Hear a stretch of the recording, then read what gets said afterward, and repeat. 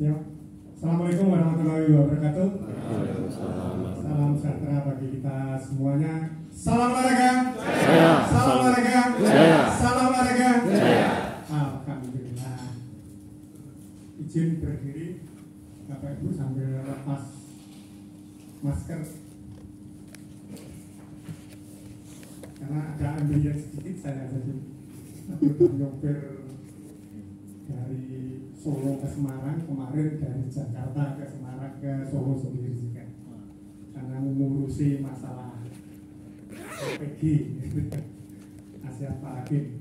Dan itu semua juga salah satu sebetulnya tujuan pengembangan dan di NPC gitu, mungkin nanti akan saya sampaikan. Dan untuk kali ini saya tidak menyampaikan suatu materi yang luar biasa, namun kita berbagi pengetahuan saja apa yang saya ibaratnya lakukan di beberapa organisasi olahraga. Nah, kebetulan saya juga pernah di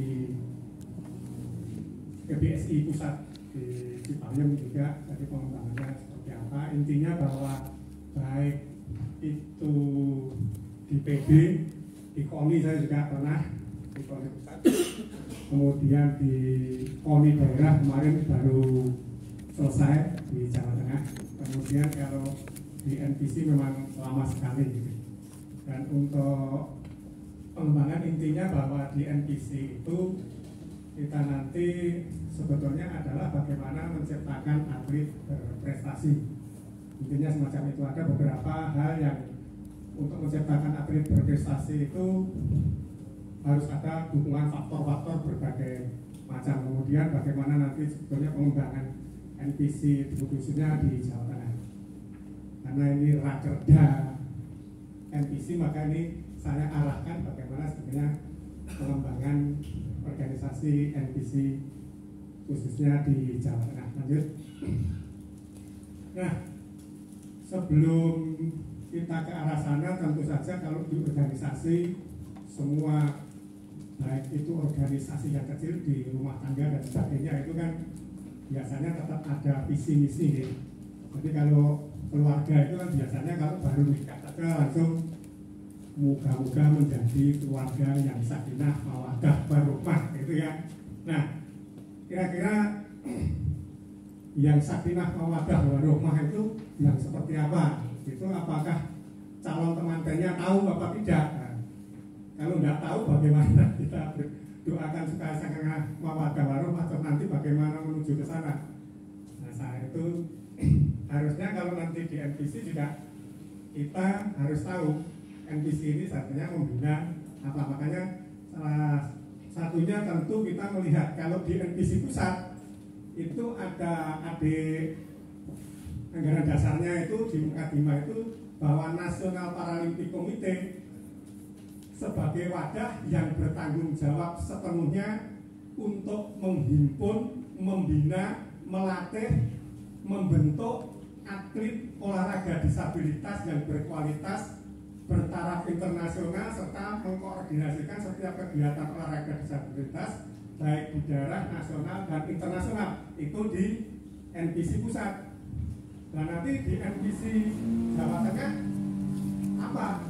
Nah, ini nanti Mas Priano yang ini, Pak Priano ini yang terkait dengan sekjen melihat ke arah. Berarti nanti arahnya ke arah sana. Kemudian juga nanti ketika membuat program, ya kita harus analisis SWOT dan sebagainya.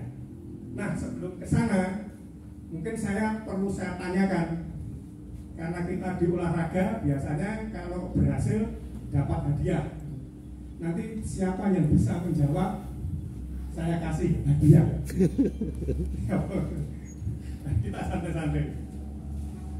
Jadi tadi terkait dengan Mukadimah. Nah, sekarang NPC Jawa Tengah kira-kira visinya apa? Nanti kalau ada yang bisa menjawab pertanyaan saya, kasih hadiah. Nah, pertanyaannya siapa Ketua Umum NPC Jawa Tengah? Ibu? Betul Pak Sekjen? Hadiah.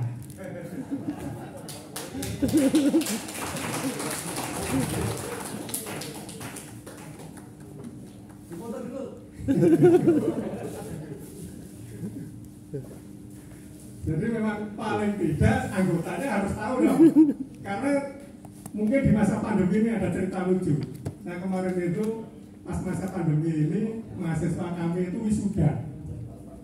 Nah kemudian ketika jalan, tapi ini bukan mahasiswa olahraga. Kalau mahasiswa olahraga rasanya terkenal ya semua tahu. Tapi waktu itu ada mahasiswa yang Fakultas Ekonomi itu ditanya, ini siapa? Padahal itu dekannya, nggak tahu. Nah, ketika kita tahu NPC pusat tadi adalah salah satunya untuk mengarahkan kita menjadi atlet-atlet baik nanti yang tingkat kabupaten, tingkat provinsi, kemudian kita ambil ke tingkat nasional, kemudian kita jadikan ke tingkat internasional. Arahnya kan nanti banyak ya cara-caranya seperti itu. Kemudian kita juga harus melihat sekarang ini perubahannya seperti apa. Ternyata Pak Menpora sebagai ibaratnya di perwakilan pemerintahan di Indonesia itu mengarahkan ada di BUN sekarang. Dari undang-undang olahraga salah satu turunannya adalah Perpres. Perpres ini yang disebut DBON. Pertanyaannya, kalau ini bisa jawab kasih hadiah lagi. DBON singkatan dari apa? Nah, mas ini cepat. Desain Besar Olahraga Nasional. Desain Besar Olahraga Nasional. Betul? Hadiah. Hadiah. Itu merupakan dokumen rencana induk yang berisikan arah kebijakan pembinaan dan pengembangan keolahragaan nasional yang dilakukan secara, kita juga harus tahu, efektif, efisien. Efektif, efisien. Kemudian unggul, terukur, sistematis, akuntabel, dan berkelanjutan dalam lingkup olahraga pendidikan, olahraga rekreasi, olahraga prestasi. Kita ada di olahraga prestasi. Nah kita juga harus ngontrol itu, bagaimana supaya organisasi kita itu dilakukan secara efektif dan efisien. Nah nanti kita sekarang ini kebetulan di pusat itu mengatakan bahwa untuk efektif dan efisien kita memilih olahraga unggulan. Namun demikian ada hal yang kurang cocok di DBPN ini, karena di NPC itu kan ada cabang-cabang olahraga yang tidak sama dengan yang non disabilitas itu ya. Karena kalau sampai yang disebutkan di DBON itu, saya sebagai orang NPC selalu mengatakan ini nanti akan terjadi apa itu namanya diskriminasi lagi, karena cabur kami ada yang tidak mungkin menjadi olahraga unggulan meskipun anak-anak kami nanti juara internasional Paralimpik, karena di situ tidak ada boccia, tidak ada ini, sedangkan kita belum membina masalah itu, padahal kita juga di situ sebetulnya ada kans tinggi gitu. Nah karena kemarin memang mungkin gitu kan, tapi saya selalu mengatakan ke sana bahwa mungkin saat membahas tentang olahraga unggulan itu ada yang dari NPC, artinya belum ada perwakilan dari teman-teman yang dari NPC gitu.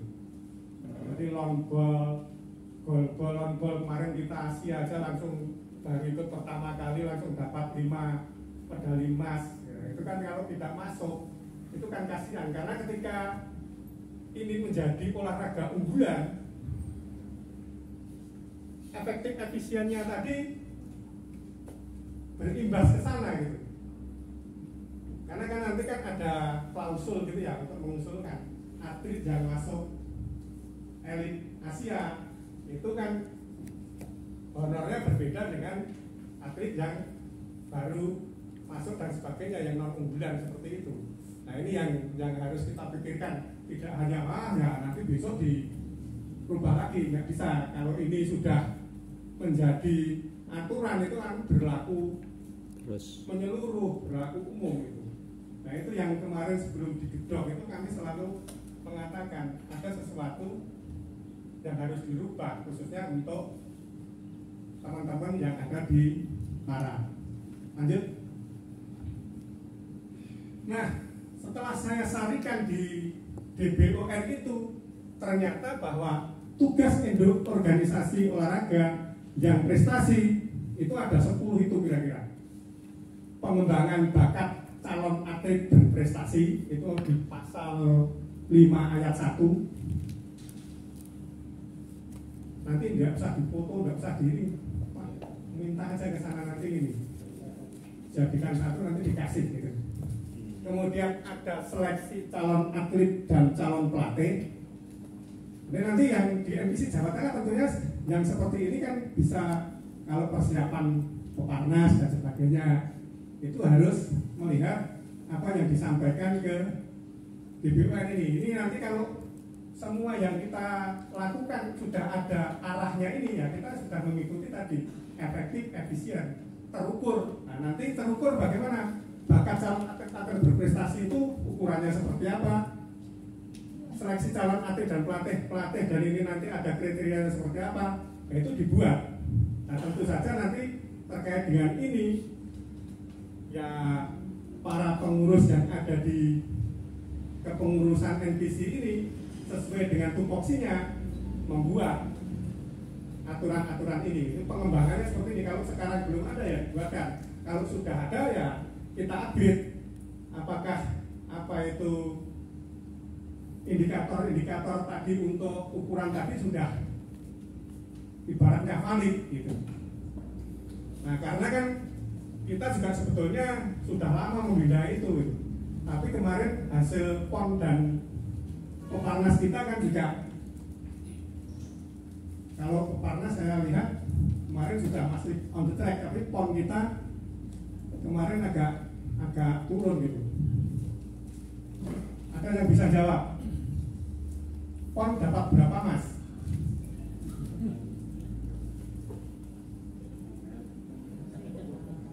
Nah kalau yang ini nggak ada hadiahnya karena nggak ada yang ngaco. Nah, kalau Peparnas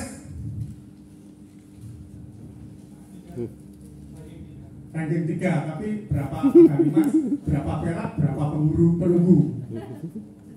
Siapa CDM-nya, di mana rumahnya. Ya itu nanti pertanyaan nanti kita tunggu. Boleh buka Google dulu.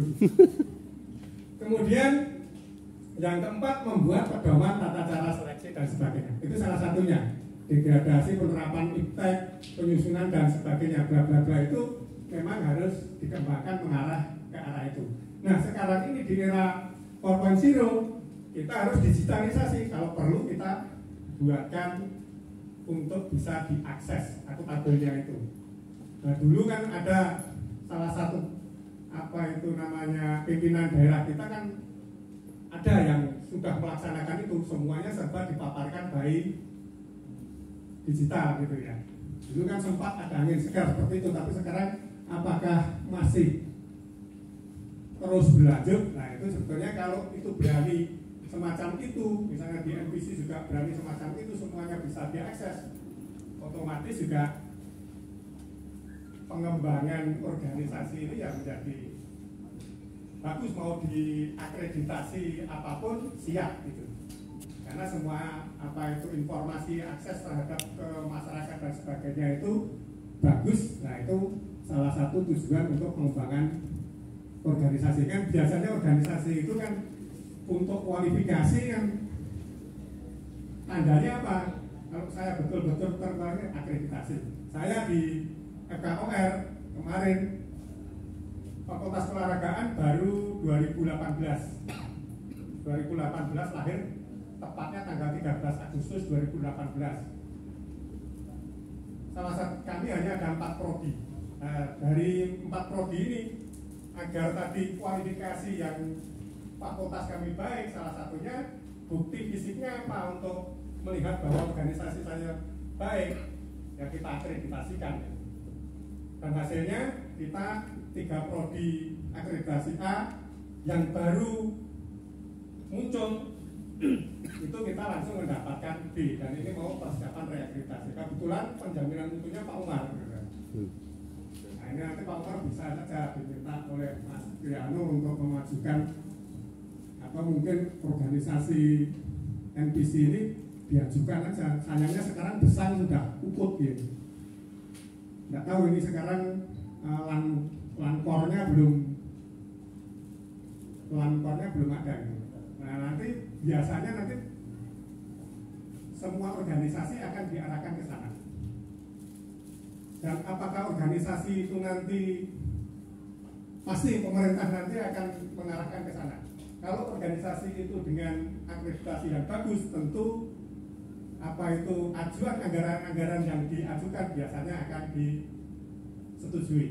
Tapi kalau akreditasinya ala kadarnya, ya nanti biasanya anggaran-anggaran itu juga ala kadarnya. Itu salah satu indikatornya. Lanjut.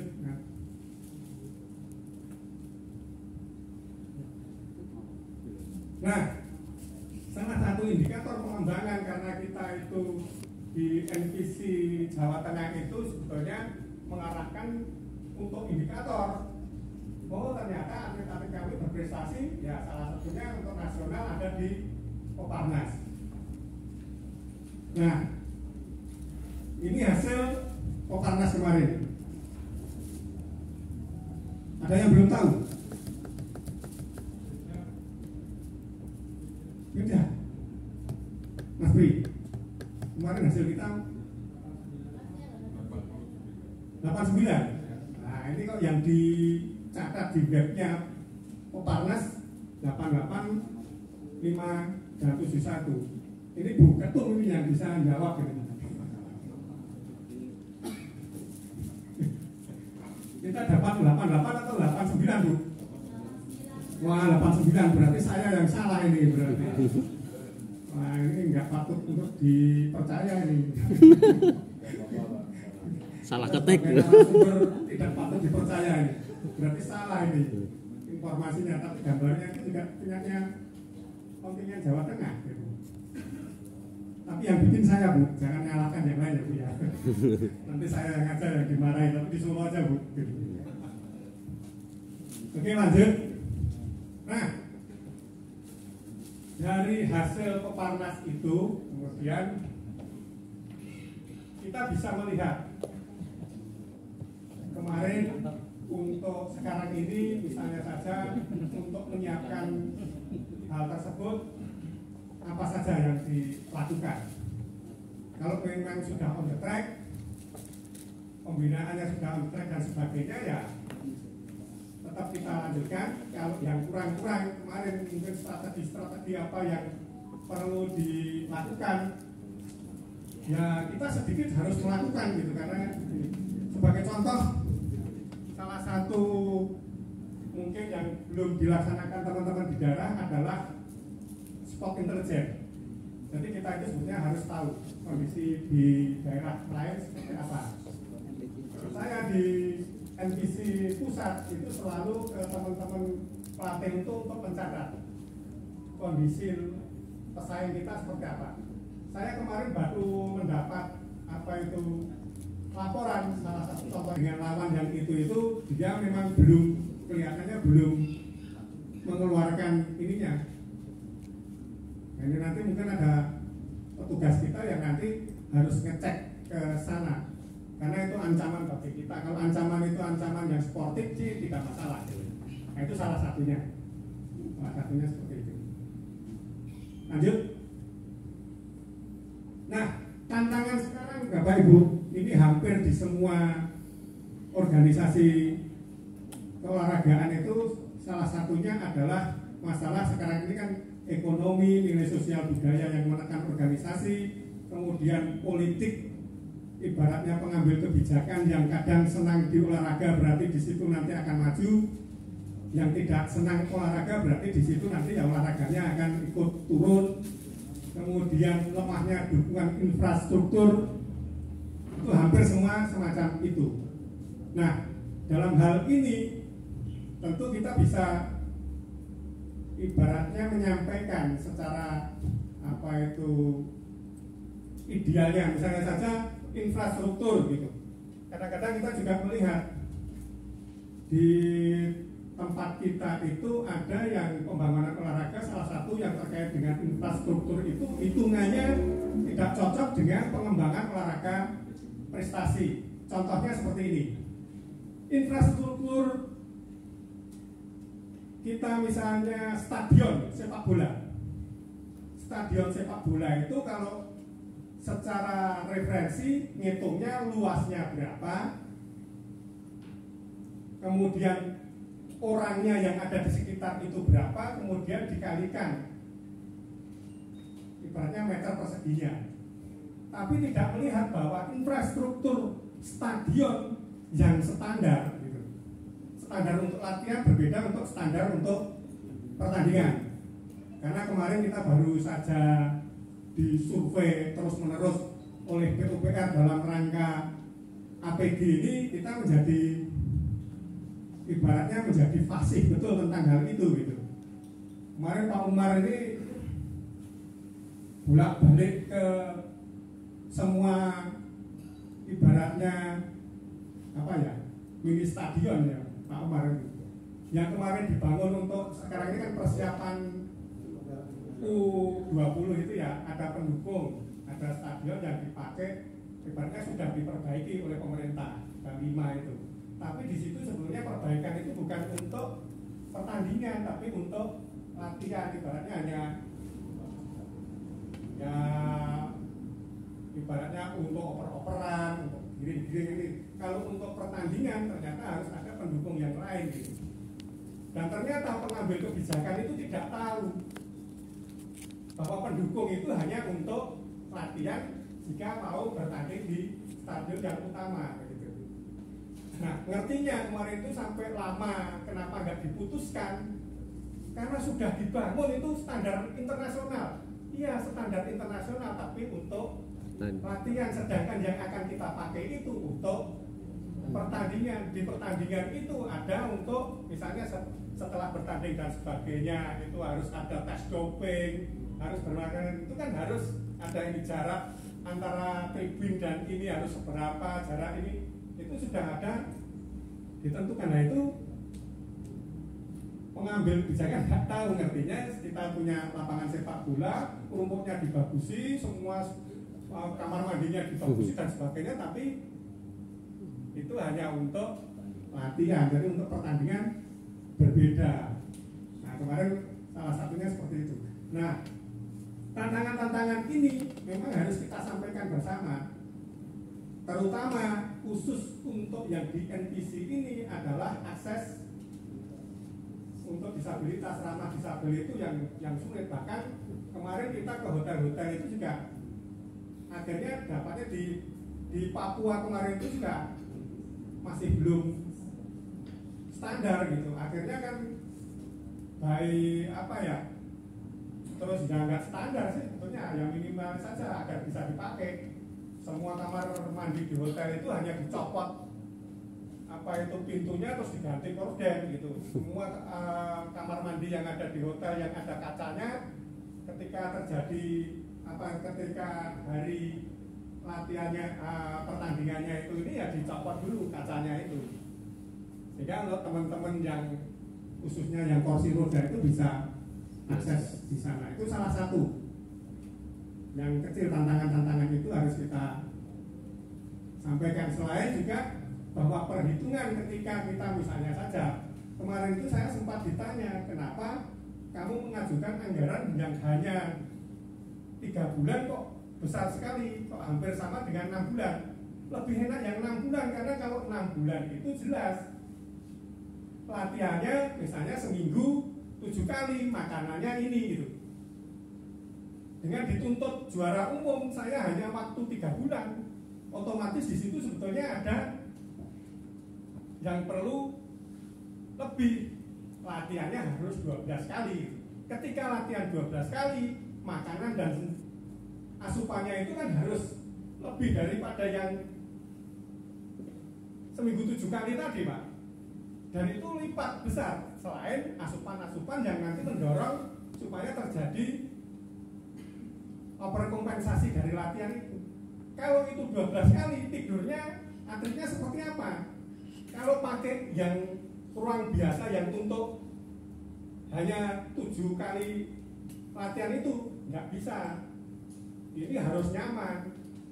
Atlet-atlet kita itu setelah dilatih 12 kali itu bukannya tidurnya lebih gampang loh, Bapak Ibu. Itu lebih sulit karena kecapeannya. Itu harus ada manipulasi tertentu, harus dipijiti, harus ada mandi panas dingin, harus itu ternyata rentetan dukungannya itu tinggi kalau prestasinya sama dengan yang butuh waktu 6 bulan tadi gitu. Bahkan kemungkinan yang 3 bulan dengan prestasi yang tingginya sama, diharapkan sama tadi, anggarannya lebih tinggi yang 3 bulan gitu. Karena semua atletnya harus punya jaket panas dingin yang untuk ini itu lebih mahal lagi daripada untuk makan yang lama 6 bulan tadi. Itu yang mestinya kita suarakan. Lanjut. Nah, pengembangan yang dilakukan NPC harus menata sistem manajemennya agar setiap rumusan tujuan yang telah digariskan dapat dicapai dengan efektif dan efisien, Pak. Karena ini di BUMN. Tapi kalau misalnya kita banyak anggaran dan bisa membuktikan bahwa itu efisien, ya tidak masalah. NPC perlu merumuskan strategis organisasinya agar bisa bertahan dan tampil sebagai organisasi yang unggul. Lanjut. Nah, tugasnya salah satunya ini yang ini penerapan standar keolahragaan. Standar keolahragaan satu aja, kira-kira standar apa yang bisa nyebut hadiah lagi?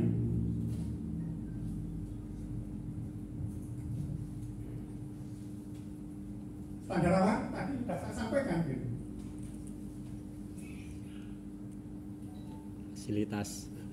Fasilitas, betul. Hadiah, Mas. Nanti kan latihan standar, tapi tidak standar fasilitas. Meskipun ragu karena benar hadiah. Terima kasih. Ada lagi?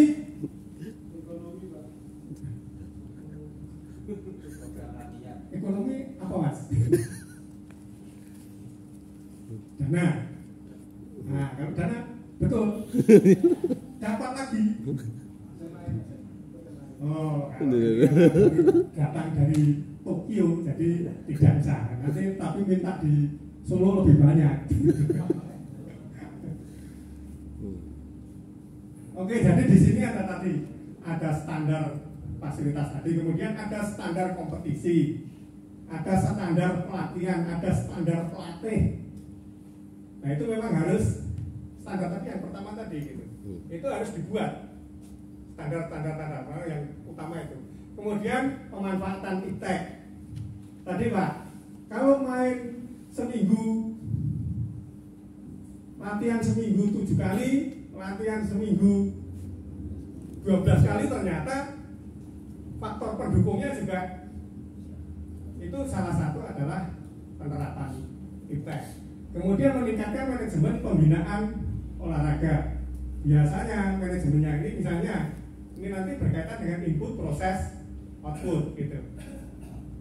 Ini nanti manajemen sumber daya manusianya seperti apa, rekrutmennya seperti apa. Jadi itu harus ada standar yang di atas tadi disampaikan kira-kira kalau mau masuk sebagai pelada Jateng itu portofolionya seperti apa. Kalau mau menjadi pelatih Jateng portofolionya seperti apa. Pendidikan minimal SMA gitu. Kalau jadi atlet minimal makannya sehari 3 kali. Nah, gitu. Itu kira-kira semacam itu. Kemudian dukungan pembinaan olahraga prestasi salah satunya ya tadi dana dan sebagainya.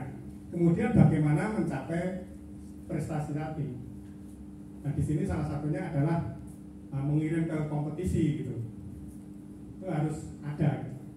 Kalau tidak ya jadi banyak ya tadi untuk pengembangan tadi. Lanjut. Nah ini saya ringkas sebetulnya seperti ini. Input itu yang memenuhi kriteria salah 4-nya itu. Kemudian untuk proses pembinaan standar-standar lagi itu ada standar nutrisi, standar sarpras, manajemen dan standar sebagainya tadi.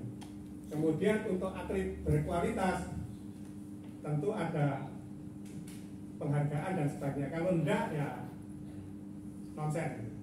Kita itu sebetulnya di dunia olahraga itu masih belum ibaratnya ya seimbang ya. Misalnya saja pelatih itu juga sekarang ini kehidupan kesejahteraannya masih belum.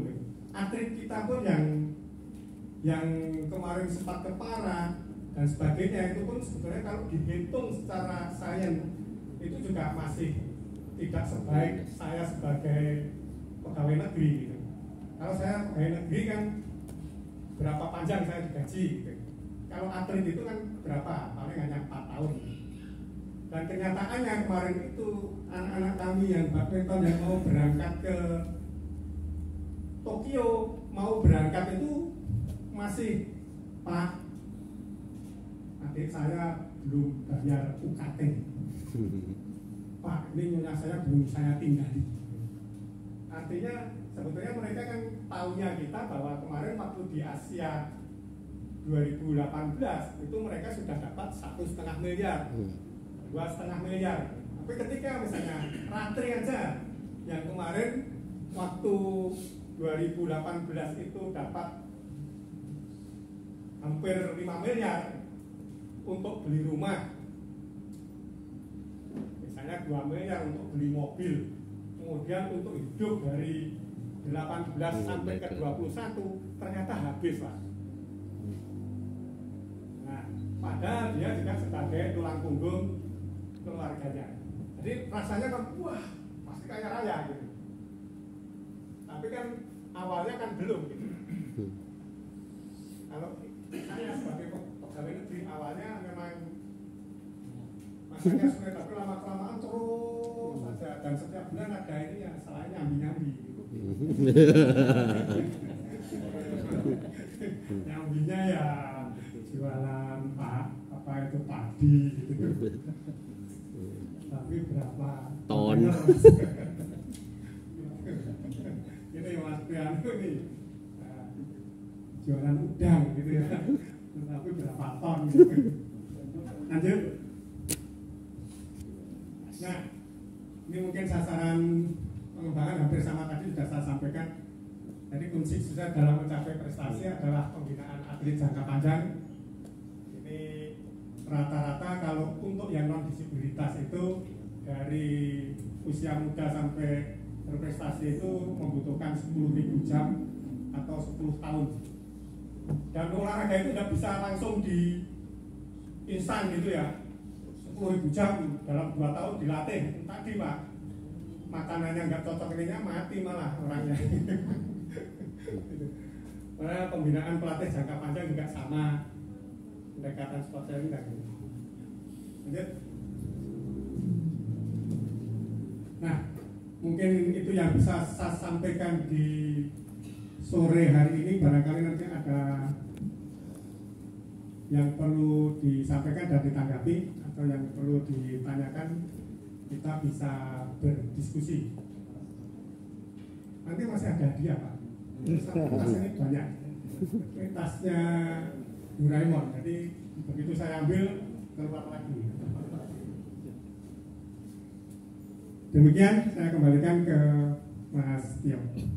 Ya, teman-teman, Pak Kunto, paparannya meski ini tidak terlalu panjang ya, sekitar 30 menit, saya rasa cukup mencakup banyak sisi bahwa intinya bahwa peningkatan prestasi olahraga itu tidak hanya dari satu faktor latihan, bukan begitu Pak Kunto ya, tapi ada latihan yang terprogram, ada infrastruktur, ada masalah pendanaan, ada masalah kesejahteraan atlet, karena kalau kesejahteraan atlet juga tidak nanti nggak ada yang mau jadi atlet juga kan. Padahal ini tentu membawa panji-panji, kalau di tempat kita ini panji-panji Jawa Tengah, tapi kalau sudah keluar nanti panji-panji Indonesia.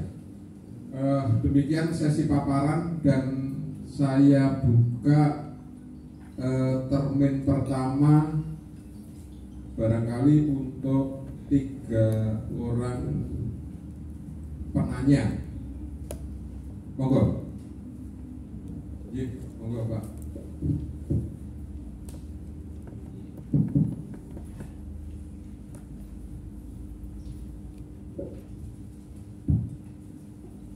Langsung ya Pak. Baik, terima kasih. Kami dari Cilacap, nama Nasim, mau mengajukan satu pertanyaan. Sebagaimana yang tadi disampaikan untuk peningkatan fasilitas, tentunya ada aturan baku, standar baku yang harus dipedomani oleh daerah ataupun oleh tempat di mana untuk latihan. Nah, sementara ini kami belum melihat adanya standarisasi, adanya tempat fasilitas tersebut. Bagaimana kalau diterbitkan acuan standarisasi tentang fasilitas tersebut, baik itu ya kita yang kita hadapi adalah NPC dari disabilitas. Tentunya ini akan lebih memerlukan dana yang cukup lumayan. Untuk itu biar dalam pelaksanaan tersebut tidak menjadi kendala dalam pelaksanaannya, juga untuk menghasilkan yang terbaik, mohon untuk diberikan acuan fasilitasi tersebut agar semuanya bisa berjalan sesuai yang diharapkan. Itu saja, terima kasih. Matur nuwun Pak Nasim. Nampaknya ini Cilacap juga sudah bersiap-siap untuk membangun stadion internasional, terutama yang aksesibilitasnya memenuhi gitu, atau aksesibilitasnya plus-plus malah menurut Mas Pri yang gitu. Untuk yang kedua, monggo. Pak.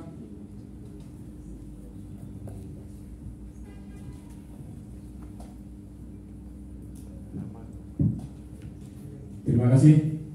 Saya nama Sutiono Pak, dari NPJI Kabupaten Blora.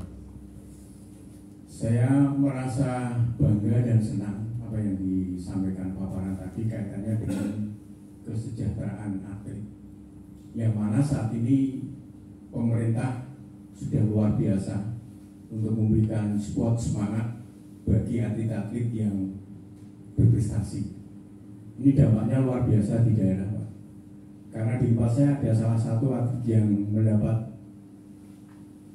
medali emas dan mendapatkan tali asih, sehingga itu bisa memacu teman-teman atau atlet-atlet yang ada di daerah kami untuk giat berlatih, dan bahkan orang tuanya sangat mendukung. Karena apa? Apa yang mereka peroleh dalam olahraga ini betul-betul memberikan diantaranya nama baik orang tua, nama baik daerah, dan kalau sekolah ya nama baik sekolah. Itu memang dampaknya luar biasa Pak. Untuk itu ya mudah-mudahan nanti dengan olahraga yang difasilitasi atau mungkin ada perhatian dari pemerintah, baik itu mulai tingkat daerah, provinsi sampai nasional, sehingga itu betul-betul Pak. Karena kalau prestasi mendapatkan medali tapi tidak ada penghargaan, hanya misalnya penghargaan hanya piagam atau medali atau mungkin kenang-kenangan, tapi kalau saat ini kan betul luar biasa Pak. Saya kira itu Pak, terima kasih, ini memang dampaknya luar biasa. Atlet yang berprestasi mendapatkan perhatian dari pemerintah. Terima kasih Pak. Matur nuwun Pak Sutiono.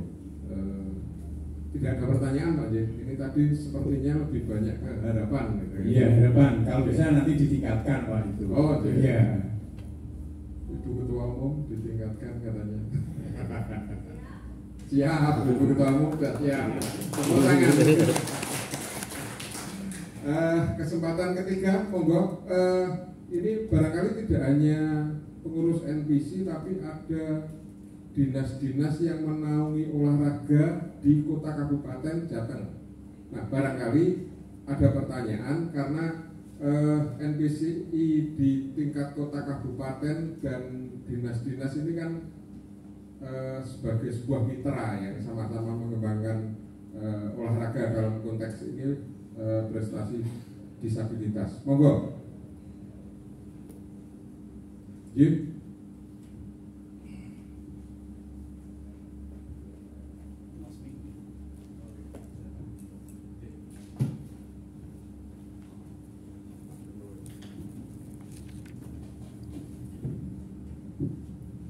Terima kasih. Assalamualaikum warahmatullahi wabarakatuh. Saya Edi Siswanto dari tim Purapar Pati. Ya, daripada ada yang bertanya dari tim Purapar, maka saya yang bertanya Pak. Yang pertama memang berkaitan dengan pembinaan NPC ini memang satu hal yang kita bilang khusus karena sampai sekarang pun saya sebenarnya cabur apa yang dinaungi dalam NPC itu belum pernah di launching anggotanya apa saja. Itu yang kadang-kadang kita sendiri mau membina standarnya seperti apa, itu kita juga masih kebingungan. Itu terus terang saja karena memang setahu saya juga ada yang sama dengan cabur yang apa namanya yang mungkin dikoni di prestasi ya. Tapi untuk yang cabur-cabur khusus ini pola pembinaannya seperti apa dan sebagainya ini untuk sosialisasi atau bahkan kepengurusan di kabupaten pun nggak ada. Jadi semuanya tuh dirangkap di NPC. Nah ini mungkin salah satu masukan kami. Mungkin nanti ada semacam pembinaan khusus untuk atlet yang sesuai dengan caburnya ini dan sekaligus memang standar pembinaannya seperti apa memang harus kita di kabupaten kota pun harus dibina. Karena kalau hanya kita titipkan di cabur yang ada di cabur prestasi memang ya standarnya nanti masih disamakan. Karena setahu saya kalau membina dipukul rata hasilnya pun nanti tidak bisa maksimal. Yang kedua memang yang saya hanya tadi melihat slide tadi memang saya lihat di BUN ini belum menyentuh olahraga disabilitas. Jadi yang dilihat hanya olahraga pendidikan, olahraga prestasi, olahraga rekreasi dan olahraga profesional ya. Nah ini juga nanti masukan lewat NPC, semoga itu juga bisa dimasukkan ke DBUN agar arah prestasinya ini juga bisa diakui. Kalau mengenai kesejahteraan dan lain-lain saya kira memang itu hal yang memang susah untuk di breakdown ya. Karena kadang ada yang menganggap bonus 5 miliar sama jadi pegawai negeri nanti. Ada yang bilang enak jadi pegawai negeri, ada yang bilang enak 5 miliar karena tergantung siapa sekecake gitu. Nah ini juga menjadi hal yang sawang sinawang. Yang jelas memang kalau di kami sudah digodok perda disabilitas ya, sudah ada perda disabilitas yang memang mengatur mengenai dari mulai hak dia sebagai orang umum, sebagai atlet dan lain sebagainya itu sudah ada di Pati. Mungkin itu, terima kasih. Assalamualaikum warahmatullahi wabarakatuh. Waalaikumsalam warahmatullahi wabarakatuh. Matur nuwun Mas Edi. Barangkali kalau untuk cabang-cabangnya Pak Bus atau Mas Rima untuk sesi ketiga atau nanti disampaikan Pak Sekum mungkin. Oh nanti di program kerja akan disampaikan. Sebetulnya setahu kami itu memang sudah banyak NPC kota kabupaten yang memang melakukan pembinaan sesuai cabang-cabangnya. Tapi kayaknya sedikit juga bocoran ini akan ada juga pendampingan pelatih untuk ke beberapa daerah, begitu Mas Willy, untuk pengembangan NPCI di beberapa daerah. Tentu belum bisa semuanya. Monggo Pak Kunto waktunya. terima kasih Pak Setio. Untuk 3 penanya ada hadiah. Tadi ini saya menulis tentang kerangka pembinaan olahraga disabilitas. Harapan dengan bukan di NPC tentu yang akan lebih.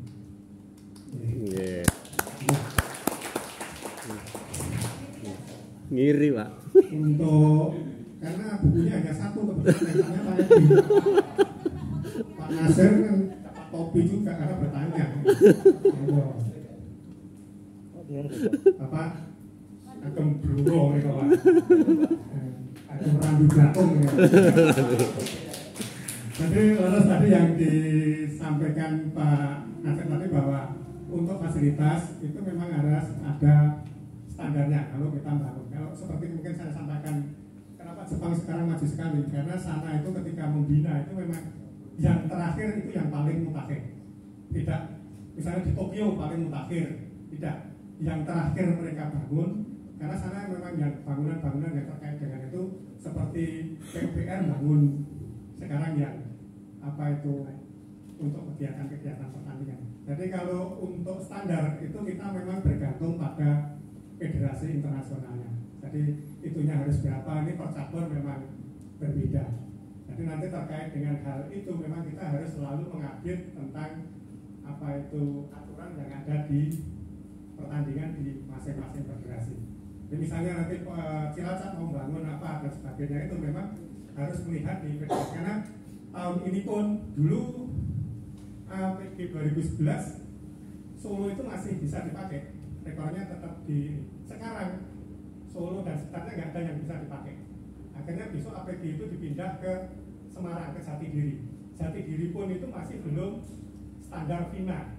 Ada beberapa yang harus kemarin kami sampaikan ke PUPR, moga-moga nanti di Jatidiri itu PUPR mau ada tertentu yang nanti bisa standar FINA, yang kurang-kurang itu diperbaiki. Jadi nanti tetap dilihat lagi apanya itu banyak sekali. Jadi kalau standar itu memang bergantung dari federasinya dan itu selalu memang ada upgrade gitu. Bahkan kita sebagai pabrik, saya dulu pernah melihat di Pak Irwan bola sepak itu dulu kan pernah sepak bola kita itu bolanya itu kan dipakai untuk kejuaraan dunia Meksiko dan sebagainya. Itu pun harus standarnya luar biasa. Debunya harus berapa, itu harus kurang dari berapa, gajinya apa itu, pegawainya harus berapa, kalau naik ke sana harus pakai apa, itu harus semua terkait yang tidak ada hubungannya dengan bola. Itu ternyata baru dikasih lisensi FIFA. Nah nanti terkait dengan misalnya nanti bangun stadion tidak harus bergantung FIFA. Kalau kolam renang harus FINA dan sebagainya. Kalau apa itu gor badminton dan sebagainya yang ini standar apa tidak nanti bergantung dari BWR seperti itu. Itu memang hanya saja kalau untuk latihan dan sebagainya itu biasanya standar keselamatan sama lambungannya bola nanti bisa ini apa tidak. Tapi juga kalau kita mau latihan itu mau untuk kejuaraan apa, sebaiknya juga kita pikirkan. Kalau nanti kejuaraannya gedungnya ini ya kita latihannya mencobanya kan harus sesuai dengan yang akan kita lakukan. Oke. Nah, kemudian dari Blora Pak, ini sebenarnya tidak hanya pemerintah Indonesia sudah luar biasa juga. Selain tadi kesejahteraan yang meningkat dan sekarang ini disamakan antara yang non disabilitas dan ini bahkan sekarang yang disabilitas itu juga bisa menjadi pegawai negeri. Jadi anak-anak kami kemarin yang ikut ke Paralimpik yang kemarin juara di ASEAN Para Games itu semuanya sudah pegawai negeri. Pegawai negeri itu kan copot-copot alat ya Pak. Dan semakin ke sana kalau nanti itu ibaratnya cara peningkatan pangkat dan sebagainya nanti sudah ada hitungannya nanti juga bagus. Kalau Pak Iska,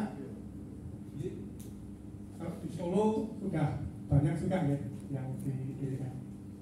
Nah, beliau di orangnya Solo juga. Gitu. Kemudian di Pak Edin tadi, jadi memang kalau kami sekarang ini baru membina 22 cabur di Indonesia Pak. Dan ini juga ada penambahan terus. Bahkan dulu itu kita hanya 4 begitu, karena memang bahkan kita bertanding ke luar negeri pun terbatas sekali. Baru mulai 2013 itu kita itu agak banyak. Dulu paling 9 orang, bahkan dulu saya itu memang terlibat di NPC itu tahun 89 saat ikut ngelatih untuk Festik OB Japan. Saya ngelatih juga di Pak Mentor itu.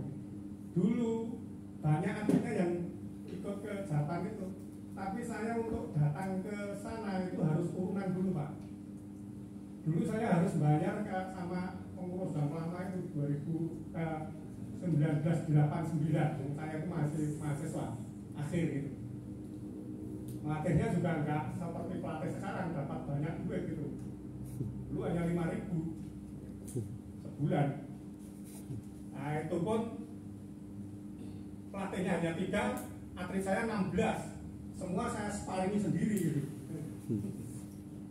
Nah itu mau ke Jepang itu harus ada, karena anggaran dari pemerintah nggak cukup, itu semua yang mau ikut iuran itu 1 juta. Sepeda motor saya itu harganya 750 waktu itu, harus 1 juta. Lebih baik saya tidak berangkat daripada sampai Jepang, tahu Jepang tapi pulangnya nanti jalan kaki gitu.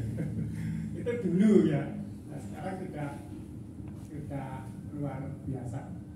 Jadi nanti terkait mungkin cabang yang dibina dan seperti apa, tadi memang saya sudah dengar ini dari teman-teman NPC Jawa Tengah, nanti ada semacam ibaratnya pelatihan sekaligus nanti pendampingan dan cabang-cabang olahraga apa yang nanti akan ibaratnya didampingi tergantung dari daerah masing-masing. Moga-moga dengan yang seperti itu ya kita Jawa Tengah menjadi juara umum kembali gitu, karena memang sekarang ini paling sulit memang rekrutmen kita itu, karena kan baru awal-awal ini orang tua itu tidak menyembunyikan anaknya ya. Itu sekarang ini baru akhir-akhir ini. Mungkin seperti yang sering disampaikan Pak Ketum kalau memberikan sambutan. Mungkin gitu ya Pak ini. Nanti mungkin Pak Rima atau Pak T yang bisa menyampaikan.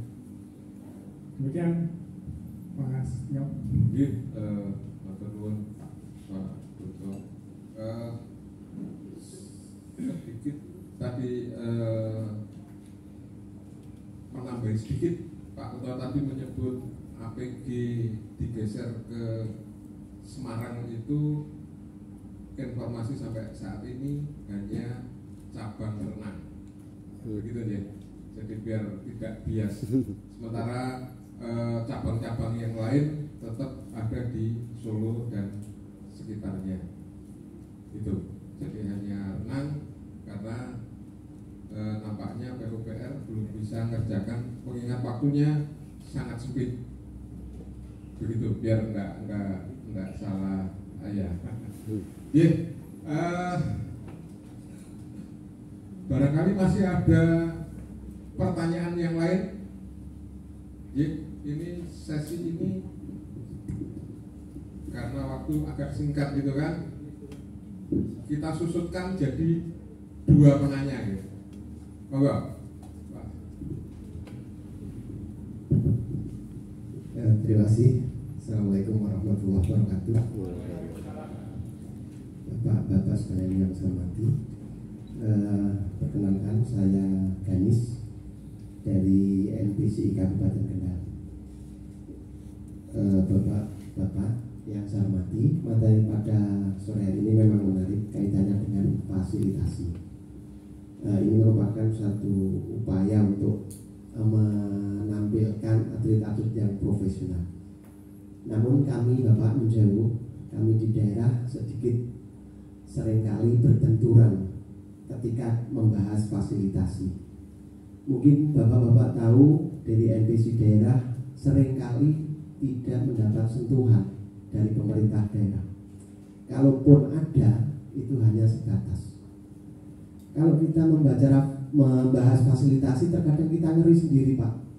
Fasilitas yang seperti apa? Toh dananya nggak ada. Bapak berbicara harus difasilitasi untuk disabilitas, akses jalan, dan lain sebagainya. Sementara kita mau menggali dana susahnya minta ampun, Pak. Padahal kita sangat berupaya untuk bisa menampilkan atlet-atlet dari kabupaten kota bersaing di tingkat provinsi bahkan di tingkat internasional. Tapi yang kita punya hanya modal seadanya, Pak Yunjawu. Jadi pertanyaan saya yang pertama, kira-kira apa yang harus kami lakukan di daerah agar supaya fasilitasi yang tadi disampaikan itu bisa terwujud, Pak? Karena Jerbasuki Mawobyo tidak ada sesuatu apapun bisa terjadi ketika tidak ada biayanya. Yunjawu yang pertama. Yang kedua, Pak Yunjawu, kami kebetulan kemarin mengirim atlet sampai tingkat internasional itu di Asian Youth Para Games. Kebetulan membawa medali emas pulang. Sebuah pertanyaan besar yang kami tidak bisa jawab, Pak. Mau nanti bisa diberikan pencerahan.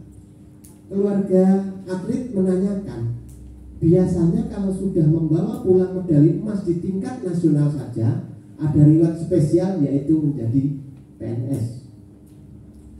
Nah, kemudian atlet kami ini sudah ke Bahrain, sudah membawa medali emas lari. Ya, Dimas kalau Bapak ingat ya, Dimas. Keluarga menanyakan, terus reward kami apa? Kami tidak bisa jawab, Pak. Yunjawu kami konsultasi ke Dimpora juga malah disuruh mencari link sendiri.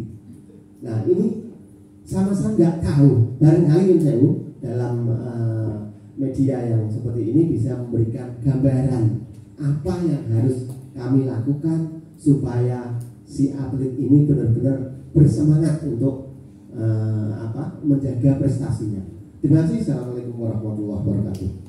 Waalaikumsalam. Salah satu problem lagi yang ditunjukkan Pak Ganis dari Kendal.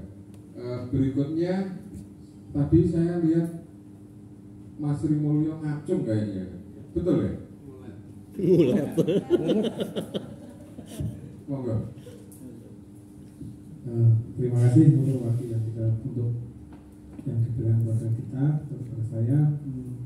Ini saya hanya menanyakan atau istilahnya provokasi terkait dengan pengembangan olahraga, Pak Kunto, terkait dengan bagaimana memberikan sebuah motivasi, khususnya disabilitas. Karena berangkat ketika bicara olahraga prestasi itu kan disabilitas dengan disabilitas itu sangat beda.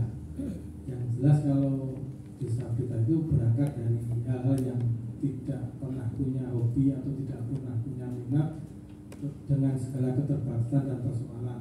Tapi ya ini kadang kami di lapangan itu terbentur dengan keluarga juga terkait dengan termasuk biaya-biaya tadi, terus kewajiban-kewajiban tadi, juga terkait dengan ini membuka psikologis keluarga maupun anak itu sendiri untuk apa ya istilahnya ketika ditawari sebuah olahraga itu seolah-olah tidak percaya apakah saya itu bisa olahraga, terus olahraga apa yang bisa saya lakukan. Nah, kadang kami juga pernah membuat semacam video-video, tapi kadang ya itu tadi keyakinan atau keteguhan dari keluarga itu kadang kurang mendukung, sehingga kami butuh kiat-kiat atau sebuah metode untuk membangun psikologi yang untuk membuka keluarga utama itu juga kebingungan. Nah, ini yang saya sampaikan itu terkait dengan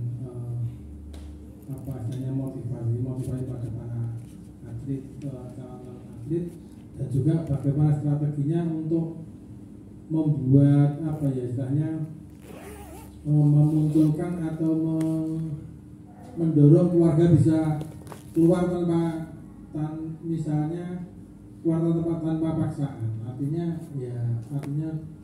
biar bisa saling bisa menerima anaknya kalau seperti yang awal itu. Seringkali kami lakukan seperti itu, Pak Kunto. Memang kami sebenarnya memulai dari usia-usia anak yang masih produktif atau masih usia anak, sehingga harapannya itu jangka panjang juga. Mungkin itu yang saya sampaikan. Terima kasih. Assalamualaikum warahmatullahi wabarakatuh. Waalaikumsalam warahmatullahi wabarakatuh. Langsung, Pak. Ya. hadiahnya habis, duit mendingan. Bulan pas masih 2. Ini pokoknya tasnya itu punyanya ini. Jangan dilihat ininya ya Pak ya. Tapi dilihat ini ada cap Pancasilanya karena ini hari kesaktian Pancasila.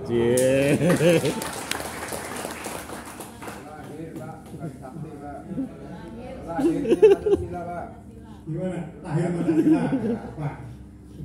Oke, yang terkait dengan sebetulnya fasilitas memang saya sampaikan memang ini menjadi asing yang saya sampaikan bahwa salah satu kendala kita dan tantangan adalah infrastruktur.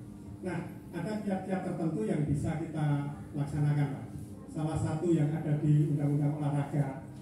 Hanya saja kita memang kita melihat undang-undang olahraga kita itu sebetulnya kalau dikatakan undang-undang kadang-kadang kita itu di Indonesia itu apakah itu undang-undang atau kebijakan gitu. Karena harusnya kalau undang-undang semua pengambil kebijakan atau itu tidak melakukan itu ada sanksi. Pelanggaran, ada sanksinya. Sedang kita itu sering saya bicarakan dengan teman-teman yang produk-produk hukum itu Pak. Nah, hanya saja kalau ini kita suarakan bersama-sama itu menjadi sesuatu yang apa itu nanti akan pemerintah itu akan menjadi terbuka, salah satunya seperti ini Pak. Kita itu kalau di luar negeri salah satu olahraga itu sebetulnya bukan prestasi yang dicapai Pak, sebetulnya kesehatan, karena kesehatan itu sangat penting. Jadi di Jepang, di Amerika dan sebagainya itu muncul olahraga-olahraga itu karena untuk membentuk manusia yang sehat bugar. Ketika sehat bugar akan muncul produktivitas tinggi dan sebagainya. Tidak ada BPJS di sana karena memang semuanya orangnya bugar. Jadi BPJS ini kurang. Nah, salah satu yang terkait dengan hal tersebut, kita di undang-undang itu menyebutkan bahwa meskipun nanti kita yang di apa itu kebugaran itu juga kita ikut bersama yang lain, kita juga menyuarakan hal itu. Kemudian yang terkait dengan satu ini tadi sebetulnya ada di undang-undang itu menyebutkan bahwa pemerintah daerah atau itu harus paling tidak membina satu cabang olahraga unggulan. Nah, itu nanti mungkin kalau kita memang misalnya daerah kita itu belum ini ya, kita mempunyai kebijakan mana sih yang bisa apa itu bagus di tempat kita. Nah, itu kita lihatkan dulu. Biasanya kan pengambil kebijakan itu kan melihatnya bukan prosesnya gitu, tapi hasilnya dahulu. Kalau itu hasilnya itu membawa ini, ya paling tidak sekarang ini tadi Pak, tekanan politik tadi. Kalau politik itu bisa diunggulkan ya politiknya itu kita ambilkan itu salah satunya dengan adanya apa itu ibaratnya apa kendaraan untuk seperti itu salah satunya di Kendal itu ada satu cabang yang kita menjadi unggulan, bina aja terus itu sampai seperti itu. Itu mungkin ada kiat di Korea itu salah satunya Samsung ya, Samsung itu di Korea dulu itu sudah mau ambil, tapi karena pemerintah itu sama pengambil itu salah satu mengarahkan itu menjadi brandnya Korea agar dalam dunia industri itu bisa bersaing, itu genjot Pak. Setelah Samsung itu berhasil, dia genjot yang lain, Bangkok apa itu ban itu, baru menambah ke ini. Akhirnya Korea Selatan juga dianggap sebagai industri yang luar biasa. Barangkali kiat yang seperti itu nanti terkait dengan olahraga berkedal apa gitu. Saya dulu lihat padi itu notabene voli gitu. Nah itu digenjot gitu. Akhirnya nanti kan di sana. Kemudian berpindah padi dulu ke arah itu ada tenisnya itu sempat itu juga. Nah, fasilitas-fasilitas nanti yang terkait dengan satu dulu, kalau nanti sudah terbina ya memang ini harus jangka panjang gitu. Dalam hal infrastruktur itu memang agak sulit. Harus seperti itu. Pelan-pelan seperti itu. Kami di kampus pun saya ini tunjukkan dulu UKM kami ini kan satu Pak, karena sekarang PTNBH harus internasional. Satu saya unggulkan dulu, salah satunya adalah silat yang mudah saya ibaratnya rekayasa untuk dapat internasional, karena UNS itu mintanya ada yang juara internasional untuk mengangkat PTNBH itu saya ajukan terus gitu. Akhirnya kita matras ini, nah paling tidak skor saya diperbaiki. Akhirnya sekarang kita punya skor yang diperbaiki. Itu itu karena saya munculkan pihak untuk satu dulu gitu. Dan ternyata kan satu itu bisa kita pakai tidak hanya untuk silat, yang lainnya mulai muncul. Nah, hal-hal yang itu kira-kira pihak itu mungkin ada strategi yang lain juga ketika nanti porprov dan sebagainya juga barangkali nanti kalau ini ya bukan porprov,